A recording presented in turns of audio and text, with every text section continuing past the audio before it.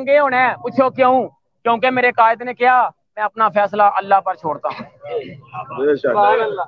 और राशिद भाई तुसी कल दा जम्मे गफीर देख लवोगे खुद अपनी अखां दे नाल।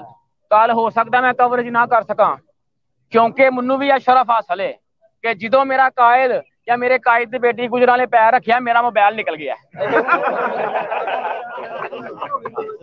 और अपनी अपनी जेबां दी फास्ट करे दोस्तों, छोटे छोटे इमरान खान फेर रहे जे।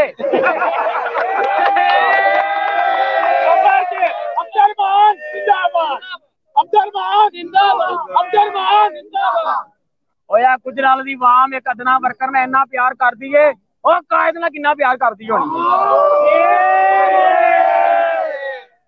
इत्थे एक भाई सन मेरे नाल राशिद भाई, अल्लाह दी कसम खा के कहना इत्थे भाई चले गए ने, खुदा दी कसम है उन्हां दा बच्चा वेंटिलेटर ते वे दस्सिया उन्होंने, उन्हां दा बच्चा वेंटिलेटर ते वे लेकिन इत्थे मौजूद सन मैं छड्ड के आया हां, मैं हाजरी लवान आया हां।